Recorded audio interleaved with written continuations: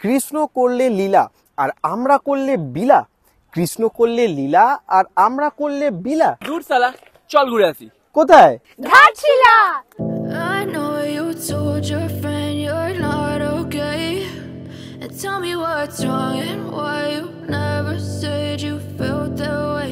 Yeah, I'm about to fade away, cause every time I wake up I feel like it's Monday. Something's going wrong with all the chemicals up in my brain. All of a sudden I don't look at anything the same way. Got a build up of my thoughts sitting in an ashtray. I'm sorry that I'm so inconvenient, okay. Just let me be me and I'll stay out of your way. I can see the way you look at me, I'm such a disgrace. I never really asked to be brought into this place. You wanna love me? Well then baby have a taste. All the highs and the lows, no you'll never be the same. I don't really wanna hurt you but I can't control the pain. If you're sticking by my side maybe we could be okay. Okay, maybe you could be the change. আমাদের ঘাটশিলা ভ্রমণের প্রথম পর্বে আমরা তোমাদের দেখিয়েছিলাম কিভাবে মাত্র 135 টাকা দিয়ে টিকিট কেটে 12021 হাওড়া বারবিল জনশতাব্দী এক্সপ্রেস চড়ে 3 ঘন্টারও কম সময়ে আমরা এসে পৌঁছেছি ঘাটশিলা স্টেশনে। আগের এপিসোডটি যারা এখনো দেখোনি তাদের জন্য উপরের আই বাটন ও নিচে ডেসক্রিপশনে লিংক দেওয়া রইল, একবার চট করে দেখে আসতে পারো আগের ভিডিওটা, তাতে এই সিরিজের কন্টিনিউটি বুঝতে তোমাদেরই সুবিধা হবে।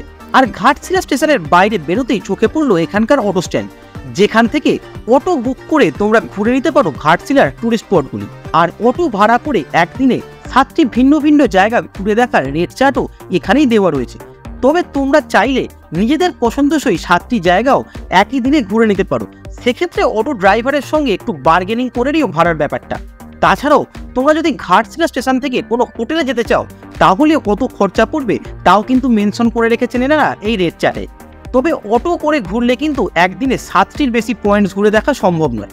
আমরা যেহেতু একদিনেই ঘাটশিলার সবকটি পয়েন্টস ঘুরে দিনের দিনই কলকাতায় ফেরার প্ল্যান করেছিলাম, তাই আমরা অটো ভাড়া না করে একটি 4 হুইলার গাড়ি বুক করি। এই দাদার নাম হচ্ছে জিসান আলী, খুব সুন্দর রেড কালারের সুইফট গাড়ি আছে দাদার। আর এই গাড়ি করে কিন্তু আমরা আজকে তোমাদেরকে ঘুরে দেখাবো ঘাটশিলার বেস্ট টুরিস্ট অ্যাট্রাকশনগুলো। তাই চলো শুরু করা যাক আজকের ভিডিও। এখন কিন্তু আমরা দেখতে যাচ্ছি আজকের আমাদের প্রথম গন্তব্য ঘাটশিলার সূর্য মন্দির। ঘড়ির কাঁটায় সকাল 9:53 আর আমরা কিন্তু চলে এসেছি এখন ঘাটশিলায়। আমাদের আজকের প্রথম দ্রষ্টব্য স্থান ঘাটশিলার এই সূর্য মন্দির দেখতে। ঘাটশিলা স্টেশন থেকে মাত্র 1.5 কিলোমিটার দূরে সুবর্ণরেখা নদীর তীরে রয়েছে এই নবনির্মিত সূর্য মন্দির। ঘাটশিলার এই সূর্য মন্দির হিন্দু ও মুসলিম ধর্মের মানুষদের একতাকেও চিহ্নিত করে, কারণ এই মন্দিরের ভূমি দান করেছিলেন ঘাটশিলার নবাব আহমেদ শাহ। এই মন্দিরের ভিত্তিপ্রস্তর স্থাপন হয়েছিল 2011 সালের 2রা নভেম্বর, কিন্তু এই মন্দিরের নির্মাণ কার্য শুরু হয় 2013 সালে, যা শেষ হতে সময় লেগে যায় দীর্ঘ 7 বছর, এবং 2020 সালের 31শে অক্টোবর এই মন্দিরের দরজা খুলে দেওয়া হয় জনসাধারণের উদ্দেশ্যে। সুবর্ণরেখা নদীর তীরে এক প্রকাণ্ড রথের আদলে তৈরি এই মন্দির, যার সামনের অংশে রয়েছে 7টি সাদা ঘোড়া এবং রয়েছেন এই ঘোড়াদের লাগাম হাতে রথের সারথি। মন্দিরের পাশ দিয়ে সুবর্ণরেখা নদীতে নেমে গেছে লম্বা একটি ঘাট। এই জায়গায় বসে সকালের সূর্যোদয় বা বিকালের সূর্যাস্ত দেখার অনুভূতিই আলাদা। ঘাটশিলায় এই সূর্য মন্দির কিন্তু ঘাটশিলার পর্যটনের ক্ষেত্রে খুবই নতুনতম অ্যাডিশন। চলো ভিতরটা গিয়ে একটু দেখে আসি। মন্দিরের ভিতরে রয়েছে পদ্ম ফুলের উপর অধিষ্ঠিত শ্বেত শুভ্র সূর্যদেবের মূর্তি। ঘাটশিলা সূর্য মন্দির দেখে কিন্তু আমরা এখন চলেছি ঘাটশিলার রামকৃষ্ণ মিশন মঠ দেখতে। রামকৃষ্ণ শরণম রামকৃষ্ণ শরণম রামকৃষ্ণ শরণম শরণে প্রভু রামকৃষ্ণ শরণম রামকৃষ্ণ শরণম রামকৃষ্ণ শরণম শরণে। তো আমরা কিন্তু এখন চলে এসেছি ঘাটশিলার রামকৃষ্ণ মঠেতে। এখানে কিন্তু থাকাও যায়, তবে এখানে থাকতে গেলে কিন্তু এনাদের অফিসিয়াল ওয়েবসাইটেতে মোটামুটি 2 মাস আগে থেকে কিন্তু বুকিং করতে হয়। সঙ্গে সঙ্গে এসে কিন্তু এখানে বুকিং পাওয়া প্রায় নেক্সট টু ইম্পসিবল, কারণ এখানে কিন্তু খুব সস্তায় 5 বেলা খাবার দাবার তার সঙ্গে থাকা মিলিয়ে কিন্তু খরচ পড়ে প্রতিজন মাত্র 500 টাকা করে। তো তোমরা যদি ঘাটশিলা আসবে প্ল্যান করো, তাহলে রামকৃষ্ণ মঠে যদি থাকতে চাও 2 মাস আগে থেকে কিন্তু অবশ্যই বুকিং করে নিও। আমি চেষ্টা করব এখানকার বুকিং করার অনলাইনের ওয়েবসাইটের লিঙ্কটা ভিডিওর ডেসক্রিপশনে দিয়ে দিতে। তো ভিডিওর ডেসক্রিপশন থেকে কিন্তু অবশ্যই ওই লিঙ্কে ক্লিক করে এখানে তোমরা বুকিং করতে পারো। प्रभु कृपा हि केवलम् कृपा हि केवलम् कृपा हि केवलम् शरणे प्रभु कृपा हि केवलम् कृपा हि केवलम् कृपा हि केवलम् शरणे प्रभु राम कृष्ण शरणम् राम कृष्ण शरणम् राम कृष्ण शरणम् शरणे। তো আমরা এখন রামকৃষ্ণ মঠ দেখে নিয়েছি। বেশ সুন্দর পরিবেশ, একটু শান্ত নিরিবিলি। সাধারণত রামকৃষ্ণ মঠে যেমন থাকার কথা সেরকমই কিন্তু আছে এখানেতে। আচ্ছা, তো রামকৃষ্ণ মঠ দেখে আমরা কিন্তু এখন চলে এসেছি বিভূতিভূষণ বন্দ্যোপাধ্যায়ের বাড়ি দেখতে। বিভূতিভূষণ বন্দ্যোপাধ্যায়ের স্ত্রীর নাম অনুসারেই কিন্তু এই বাড়িরও নামকরণ করা হয় গৌরীকুঞ্জ।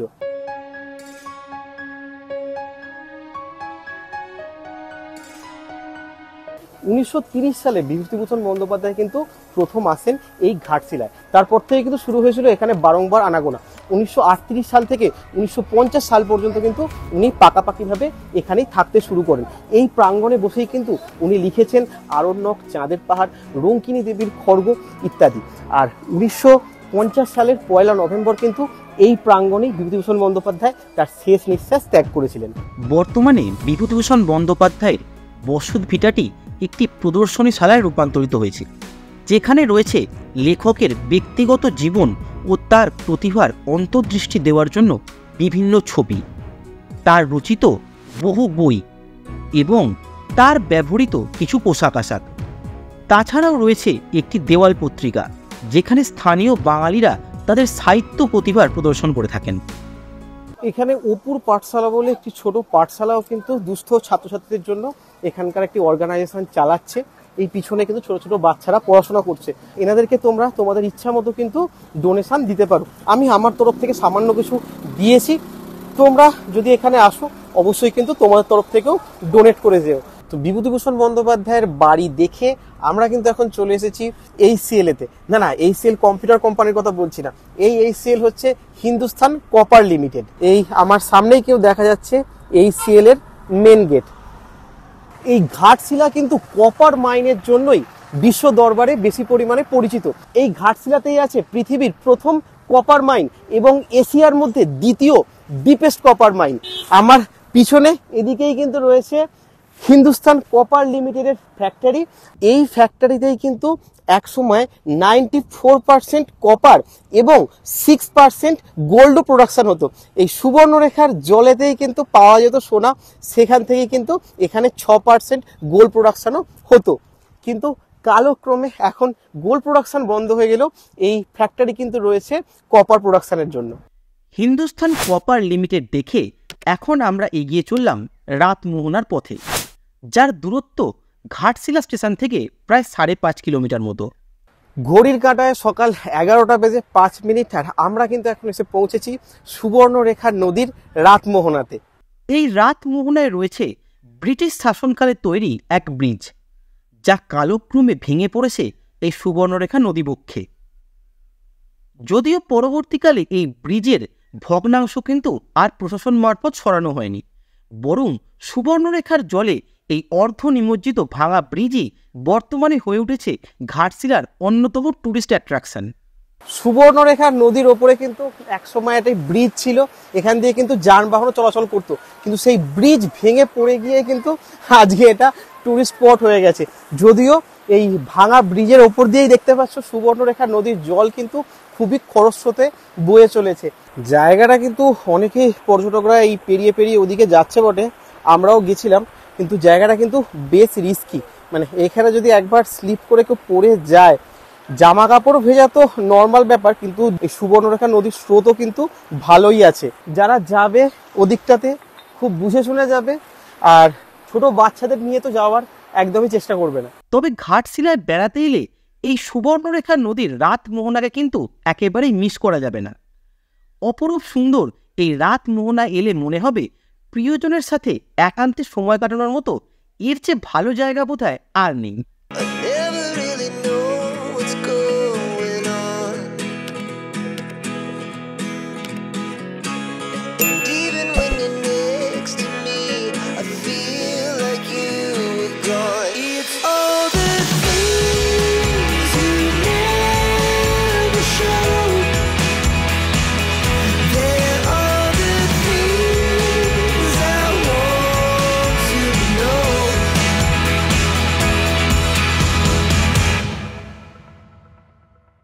আর এই রাতমোহনার ঠিক ডান দিকে এই দিক দিয়ে রাস্তাটা চলে গেছে। এই রাস্তা বরাবর গেলে কিন্তু পড়বে একটি ছোট ঝর্ণা। চলো সেটাও দেখে আসি। আমার সামনেই কিন্তু রয়েছে সেই রাতমোহনা ঝর্ণা।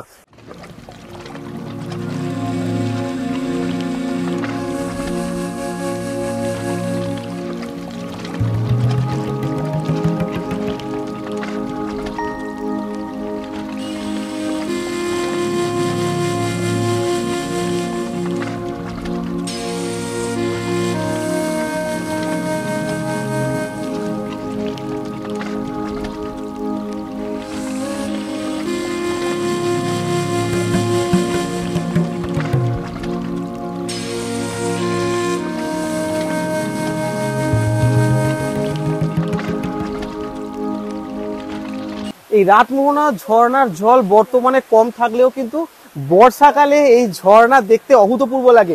প্রচুর পরিমাণে জলরাশি কিন্তু এখান থেকে পড়ে এই সোজা গিয়ে আমার পিছনেতে সুবর্ণরেখা নদীতে মেশে। তো চলো রাতমোহনাতে বেশ কিছুটা সময় কাটালাম, দারুণ এনজয় করলাম। এই জায়গাটা কিন্তু আমরা যদিও এসেছি সকালের দিকে, বিকেলের দিকে কিন্তু এখানে প্রচুর স্থানীয় মানুষেরা ভিড় করে, আর করাটাই স্বাভাবিক। খুব সুন্দর জায়গাটা, তোমরা অবশ্যই কিন্তু এখানে এলে এই রাতমোহনা একবার হলেও ঘুরে যেও। তো রাতমোহনা দেখে আমরা কিন্তু এখন চলেছি সিদ্ধেশ্বর মন্দির দেখতে। এই পাশেই কিন্তু দেখা যাচ্ছে রাতমোহনা।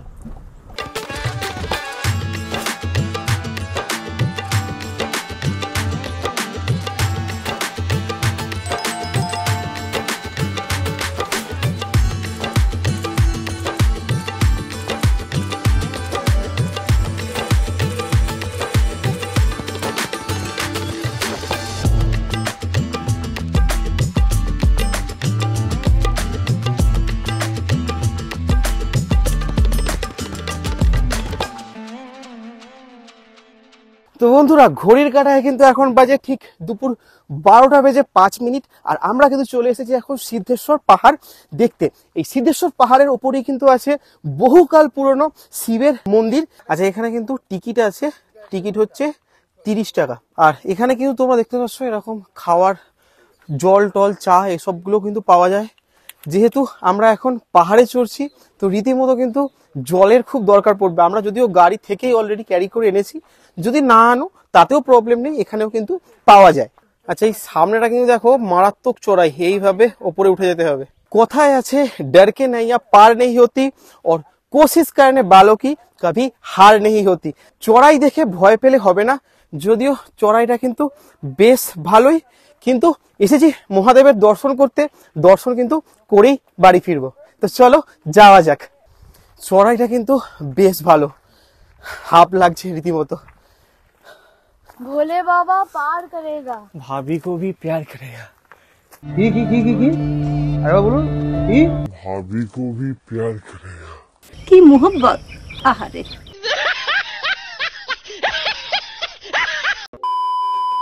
আমরা নিচে থেকে কিন্তু ওঠা শুরু করেছিলাম, তখন ঘড়ির কাঁটায় বেরিয়েছিল 12টা 6, আর এখন ঘড়িতে বাজে কিন্তু 12টা 27 মিনিট। মানে ওই 20 থেকে 21 মিনিট সময় লাগলো আমাদের নিচে থেকে একদম হিল টপ পর্যন্ত পৌঁছাতে। আর এই আমার সামনেই কিন্তু রয়েছে বাবা সিদ্ধেশ্বরের মন্দির। ভগবান মহাদেব এখানে পূজিত হন সিদ্ধেশ্বর নামে। গালুডিহের বিখ্যাত বাবা বিনয় দাস এই মন্দিরটি প্রতিস্থাপন করেছিলেন 1987 সালে। বর্তমানে অমৃতবাণী সৎসঙ্গ কমিটির দ্বারা মন্দিরের পরিচালনা করা হয়। প্রতি বছর শ্রাবণ মাসে মহাশিবরাত্রির সময় বাংলা, ঝাড়খণ্ড এবং উড়িষ্যা থেকে প্রচুর ভক্তের সমাগম হয় এই মন্দির প্রাঙ্গণে। স্থানীয় মানুষদের বিশ্বাস, সুবর্ণরেখা নদী থেকে জল সংগ্রহ করে সেই জল নিয়ে এসে ভগবানের জলাভিষেক করলে বাবা সিদ্ধেশ্বর তাদের সমস্ত মনস্কামনা পূরণ করবেন। তাছাড়াও পাহাড়ের চূড়ায় অবস্থানের কারণে এই মন্দির প্রাঙ্গণ থেকেই গোটা ঘাটশিলা শহরের একটি 360 ডিগ্রি ভিউ পাওয়া যায়, আর সেই কারণেই এই মন্দিরটি পর্যটকদের কাছে বেশি আকর্ষণীয়। আচ্ছা, তো সিদ্ধেশ্বর ধাম দেখে কিন্তু আমরা এখন ফিরে চলেছি।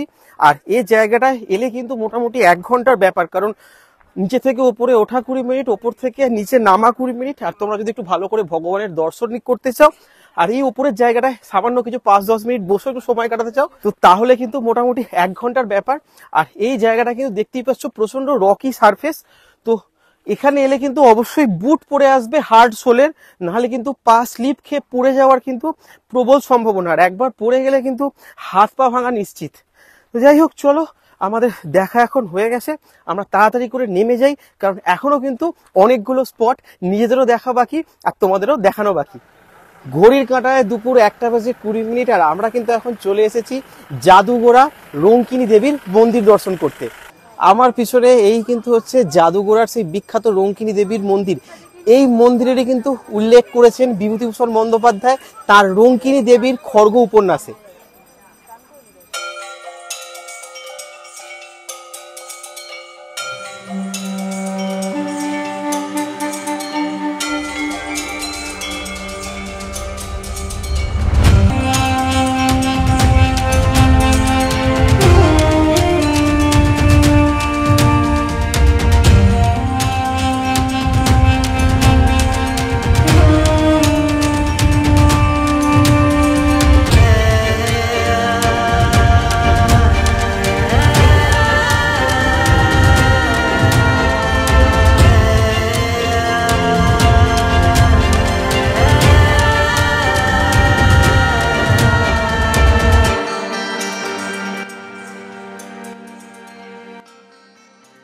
এই রঙ্কিনী দেবীর মন্দিরেই কিন্তু এককালে হতো নরবলি, যদিও এই ঘাটশিলায় কিন্তু টোটাল 3টি রঙ্কিনী দেবীর মন্দির আছে, যার মধ্যে একটা আছে ঘাটশিলায় আর 2টো কিন্তু আছে এই জাদুগোড়াতে। এইটা হচ্ছে রঙ্কিনী দেবীর নবনির্মিত মন্দির। আর রঙ্কিনী দেবীর আসল যে মূর্তি বা যে শিলা, সেটা কিন্তু আছে এই মন্দিরের ঠিক উল্টো দিকে পাহাড়ের একদম মাথায়। সেখানে কিন্তু গাড়ি যায় না, খুব সামান্য কিছু মানুষ কিন্তু পাহাড়ে চড়ে ওখানে যায়। ওখানেই কিন্তু আছে রঙ্কিনী দেবীর মেন শিলা, যেখানে কিন্তু একসময় মেন নরবলি দেওয়া হতো। এখানেও হতো, এখানে পর্যাপ্ত পরিমাণে কম। আসল রঙ্কিনী দেবীর যে মন্দির পাহাড়ের মাথায় আছে, সেখানে কিন্তু অ্যাকচুয়ালি নরবলি দেওয়া হতো। তো রঙ্কিনী দেবীকে দর্শন করে কিন্তু মনটা সত্যি শান্ত লাগছে। চলো এবার এগিয়ে যাওয়া যাক আমাদের আজকের পরের গন্তব্যের দিকে। রঙ্কিনী দেবীর মন্দির দর্শন করে আমরা এবার এগিয়ে চললাম ফুলডুংরি পাহাড়ের পথে। আর এই রাস্তাতেই পড়ে সুবর্ণরেখা নদীর ওপর নির্মিত প্রায় 1431 ফিট উঁচু গালুড়ি ড্যাম। বন্ধুরা, আমরা কিন্তু এখন এসে পৌঁছে গেছি গালুড়ি ব্যারেজে। আমার ঠিক পিছনে হচ্ছে সুবর্ণরেখা নদী, আর তারই ওপরে কিন্তু নির্মিত এই গালুড়ি ব্যারেজ।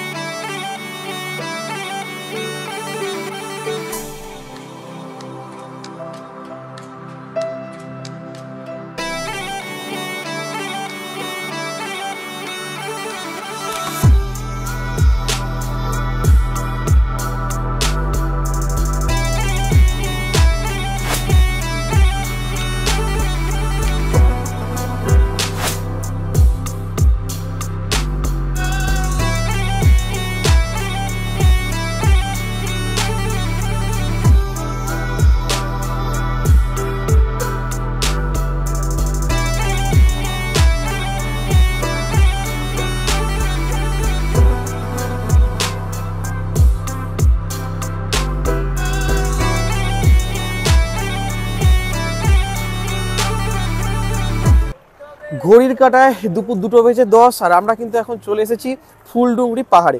পাহাড় অ্যাকচুয়ালি নয়, টিলা বলা চলে। তো এই আর কি, এই সামনে দিয়ে ওপরটায় উঠতে হবে। চলো, বেশিক্ষণ কিন্তু হাতে সময় নেই আমাদের, মিনিট 10-এর মধ্যে দেখে নিতে হবে ফুলডুংরিকে। এই কিন্তু হচ্ছে সেই ফুলডুংরি পাহাড় বা ফুলডুংরি টিলা। এই ফুলডুংরির তাৎপর্য বলতে কিন্তু বিভূতিভূষণ বন্দ্যোপাধ্যায়ের আরণ্যক উপন্যাসটা কিন্তু এই ফুলডুংরিকে কেন্দ্র করেই লেখা। তো সেই ঐতিহাসিক জায়গায় এখন এসে পৌঁছে গেছি আমরা, যেখানেতে অটো বা গাড়ি তোমাদেরকে নামাবে সেখান থেকে পায়ে হেঁটে মিনিট 5 মতো চড়তে হবে। বেশি কিছু কিন্তু নেই এখানটায়। এখানেতেই বিভূতিভূষণের স্মৃতি বিজড়িত একটি জায়গা। এই চারপাশের ভিউ এখান থেকে, যদিও গাছপালার কারণে কিন্তু সব ভিউটাই গার্ড। আচ্ছা, তো ফুলডুংরি এসে তুমি কি দেখলে? কিছুই দেখলাম না, শুধু ক্যালোরি বার্ন হলো, ব্যাস কিছুই নেই ওপরে, জাস্ট একটা কিছু ঘেরা মতন, ব্যাস আর কিছুই নেই। ক্যালোরি বার্ন করার জন্য কিন্তু জায়গাটা ভালো, আর ক্যালোরি বার্ন হওয়ার পরে কিন্তু আমাদের এখন বেজায় খিদে পেয়েছে। চলো তাড়াতাড়ি করে, এরপরে আমরা যাচ্ছি বুরুডি লেকেতে, ওখানে গিয়ে আমরা আগে লাঞ্চটা সেরে নেব। এখানে কিন্তু এরকম প্রচুর সুন্দর সুন্দর হস্তশিল্প বিক্রি হচ্ছে ফুলডুংরিতে। ঘর সাজানোর জন্য কিন্তু খুব সুন্দর জিনিস, এখানকার লোকাল মানুষদের বানানো। তো ফুলডুংরি এলে কিন্তু তোমরা ঘর সাজানোর জন্য এগুলো এখান থেকে কিনে নিয়ে যেতে পারো। ফুলডুংরি পাহাড় দেখে আমরা এখন এগিয়ে চললাম বুরুডি লেকের পথে। তবে এই বুরুডি লেকে প্রবেশের জন্য কিন্তু লাগে 50 টাকা করে গাড়ির পার্কিং চার্জ। ঘড়ির কাঁটায় দুপুর 2:45 আর আমরা কিন্তু ফাইনালি পৌঁছে গেছি বুরুডি লেকেতে। আমরা আগে এখন লাঞ্চটা সেরে নেব, তারপরে কিন্তু আমরা জায়গাটা ঘুরে দেখবো। সকাল থেকে সেরকম কিছু খাওয়া হয়নি, ভীষণ খিদে পেয়েছে। এই লেকের ঠিক সামনেই কিন্তু এরকম অনেক দোকানপাট আছে, চারদিকে অনেক দোকান আছে। চলো আমরা এখান থেকে আজকে লাঞ্চটা সেরে নিই। আমরা কিন্তু এখন ঠিক বুরুডি লেকের পাশেই বসে আছি এই রেস্টুরেন্টে।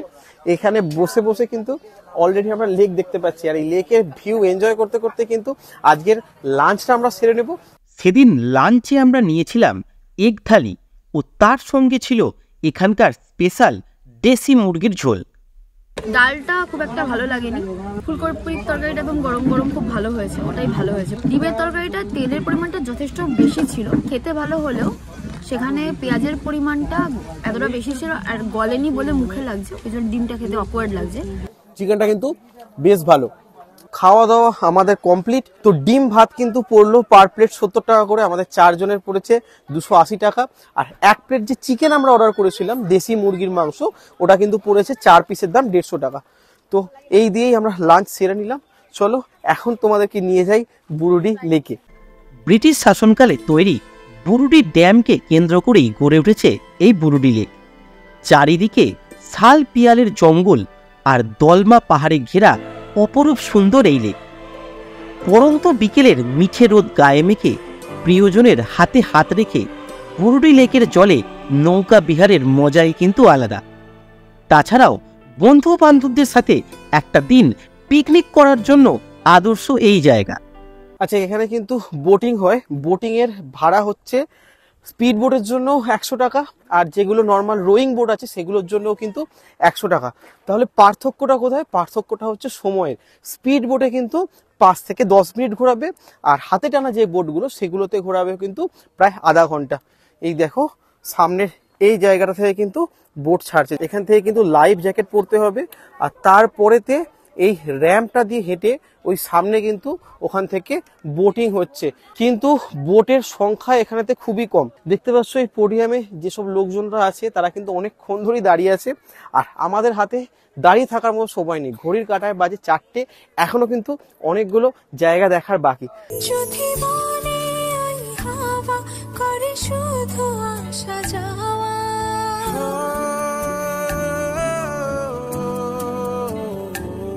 যদি মনে ওই হাওয়া করে শুধু আসা যাওয়া, হাই হাই রে দিন যায় রে ভরে আধারে ভুবন, কাছে যাবো কবে পাবো ওগো তোমার নিমন্ত্রণ, এই মেঘলা দিনে একলা ঘরে থাকলে না তো মন, কাছে যাবো কবে পাবো ওগো তোমার নিমন্ত্রণ।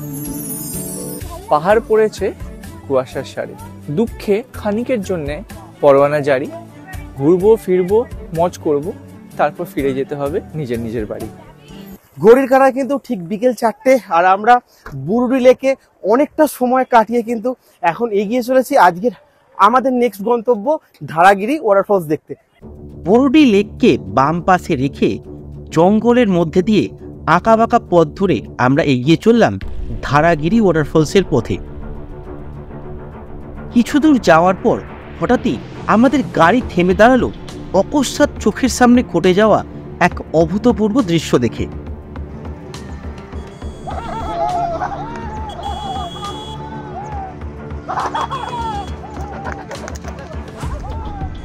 এক পাল হাতি জঙ্গল থেকে বেরিয়ে ব্রিজ পার করে চলে যাচ্ছে নদীর অন্য প্রান্তে।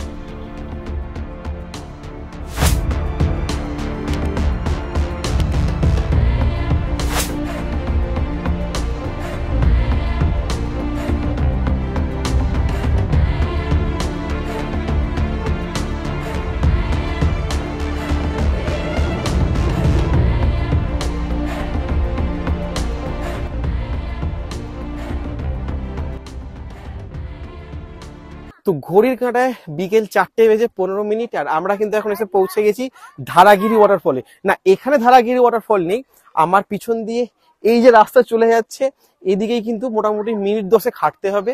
এখানে ছোটখাটো দোকান আছে আর এখানকার লোকাল মানুষজন আছে যারা কিন্তু গাইড করে নিয়ে যান। তুমি মুখে কি খেতে খেতে বললে আমি বুঝতেই পারলাম না। দুলারি সিং, আচ্ছা। তো এই যে আমাদের সঙ্গে এই দিদি যাচ্ছে, দিদির নাম হচ্ছে দুলারি সিং।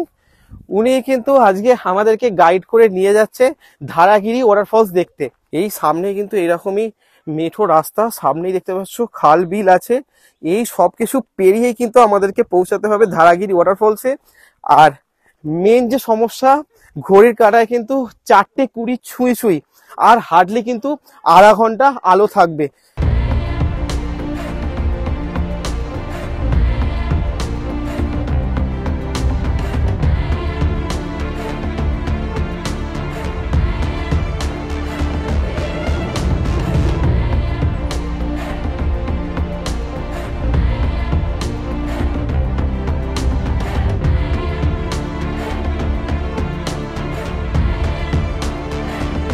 হ্যাঁ গো, জঙ্গল তো আরোই বাড়ছে, বাঘ সিংহ বেরিয়ে পড়বে না তো? হাতি এই রে, দিদি বলছে কিন্তু এখানে মাঝে মধ্যে হাতিও আসে। এই দেখো, এই যে গাছটা দেখছো এটার নাম হচ্ছে কেন্দু পাতা বলে। এটাই হচ্ছে কিন্তু বিড়ি তৈরি হয় এই পাতা থেকে। এই পাতাকে শুকিয়ে ড্রাই করে এই দিয়েই কিন্তু বিড়ি তৈরি হয়। এখানে কিন্তু ছোটখাটো একটা দোকানও আছে যাত্রাপথে, টুকটাক জিনিসপত্র এখানে পাওয়া যায় দেখতে পাচ্ছি।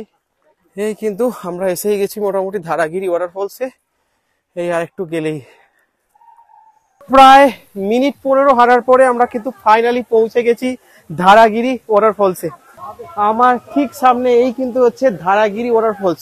যদিও এখন জলের পরিমাণ কিন্তু খুবই কম, বর্ষাকালে কিন্তু এই ধারাগিরি ওয়াটারফলসে প্রচুর পরিমাণে জল থাকে। এখন কিন্তু খুব ক্ষীণ ধারায় ঝরে পড়ছে এই ঝর্ণা।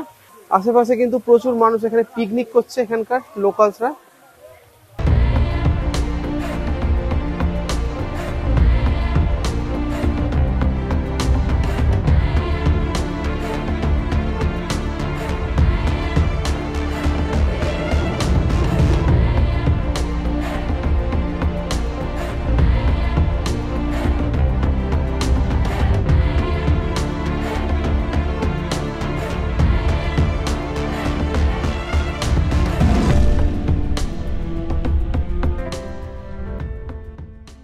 ঘড়ির কাঁটায় 4:35 আর আমাদের ধারাগিরি ওয়াটারফলস দেখা হয়ে গেছে। এবার কিন্তু ফিরে যাওয়ার পালা। আর একটা দুটো স্পট কিন্তু আমাদের দেখা বাকি আছে, যেগুলো আছে কিন্তু ঘাটশিলা মেন টাউনের ভিতরেই। আমাদের ট্রেন কিন্তু আছে ঠিক 5:30টায় ঘাটশিলা থেকে, হাতে হার্ডলি 40-45 মিনিট সময়। আচ্ছা, এখানে এলে কিন্তু এখানকার এই আদিবাসীদের কাউকে একটা অবশ্যই গাইড হিসেবে হায়ার করে নিও। ট্যুরিস্টদের দেওয়া কিছু অর্থ সাহায্যের উপরেই কিন্তু এদের জীবিকা চলে। সামান্য 50-60 টাকার বিনিময়ে তোমাদের হয়তো কিছু লোকসান হবে না, কিন্তু এনাদের এটাই কিন্তু একটা দিনের রুজি রোজগার হতে পারে। তো ঘড়ির কাঁটায় কিন্তু এখন বিকেল প্রায় 5:30 আর আমরা চলে এসেছি আজকের আমাদের ঘাটশিলা ভ্রমণের অন্তিম ডেস্টিনেশনে। এই হচ্ছে আমার পিছন দিকে চিত্রকূট পাহাড়ে যাওয়ার রাস্তা। চলো তাড়াতাড়ি ঘুরে আসা যাক, কারণ আলো খুবই কমে এসেছে। আর কিছুক্ষণ পরেই কিন্তু একদম পুরোই অন্ধকার হয়ে যাবে। তো আমরা কিন্তু এখন চলে এসেছি চিত্রকূট পাহাড়ের উপরেতে। এই আমার পিছনে দেখতে পাচ্ছ, এখানে কিন্তু একটা ভগবান মহাদেবের মন্দির আছে, যেটা কিন্তু অলরেডি দেখতে পাচ্ছ আলো জ্বলে গেছে। আর এই পাহাড়ের নাম চিত্রকূট কেন হলো এবার তোমাদেরকে সেটা দেখাই। দেখো, গোটা পাহাড়ের গায়ে কিন্তু এখানকার লোকাল আর্টিস্টরা এরকম বহু চিত্র কিন্তু এঁকেছেন এখানেতে দুধারেতেই। আর এই থেকেই কিন্তু এই পাহাড়ের নাম হচ্ছে চিত্রকূট। এইখান দিয়ে আর একটু ওপর দিকে উঠে যায়, চলো দেখি ওপরটা উঠে। আর এই হচ্ছে কিন্তু চিত্রকূট পাহাড়ের ওপর থেকে ভিউ। চিত্রকূট পাহাড় দেখে আমরা এবার ফিরে চললাম ঘাটশিলা স্টেশনের দিকে। আর এই ফেরার পথে আমরা দেখে নিয়েছিলাম সুবর্ণরেখা নদীর সানসেট পয়েন্ট।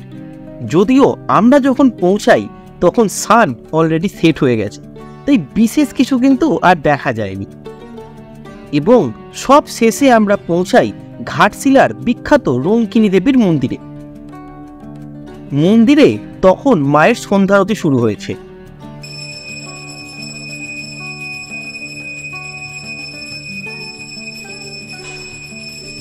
আর রঙ্কিনী দেবীর দর্শন করে আমরা চলে আসি ঘাটশিলা স্টেশনে। এবং ঘাটশিলা থেকে সেদিনই 12022 বারবিল টু ঘাটশিলা জনশতাব্দী এক্সপ্রেস চড়ে আমরা ফিরে আসি কলকাতাতে। আর এবার চলো তোমাদের সঙ্গে আলাপ করিয়ে দিই সেই মানুষটার যে খুব সুন্দরভাবে আমাদের একই দিনে ঘাটশিলার 14টি টুরিস্ট স্পট ঘুরিয়ে দেখিয়েছে। আচ্ছা, তো আজকে আমরা সারা দিন ঘুরে বেড়ালাম এই জিসান ভাইয়ের সঙ্গে। তো জিসান ভাই কিন্তু আমাদেরকে খুব ভালো করে ঘুরিয়েছে। একদিনে যেমন প্রমিস করেছিল সেরকম 14টা জায়গা কিন্তু আমাদেরকে দেখিয়ে এখন ফাইনালি আমাদেরকে ড্রপ করে দিল এই ঘাটশিলা স্টেশনে।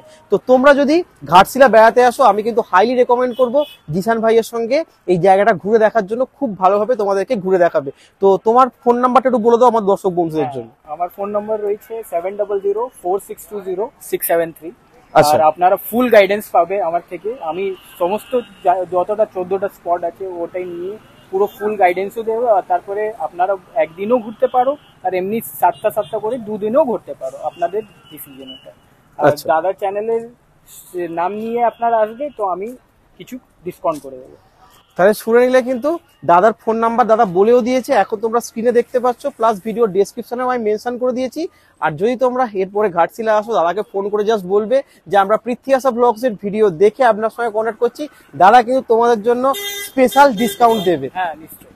এবার বলি একদিনে ঘাটশিলা ভ্রমণের খরচ কত। প্রথমত হাওড়া থেকে ঘাটশিলা ট্রেনের টিকিট হলো 135 টাকা করে। যাওয়া আসা মিলিয়ে প্রতিজনের ট্রেন ভাড়া পড়বে 270 টাকা। সারাদিনের খাওয়া দাওয়া খরচ পড়বে 150 থেকে 200 টাকা মতো। আর একদিনে ঘাটশিলার সবকটি টুরিস্ট স্পট ঘুরে দেখার জন্য তোমাদের হয় অটো ভাড়া করতে হবে বা আমাদের মতো 4 চাকা গাড়িও ভাড়া করতে পারো। একদিনের অটো ভাড়া লাগবে 1200 থেকে 1500 টাকা, আর 4 চাকা ভাড়া করলে লাগবে 2000 থেকে 2500 টাকা মতো।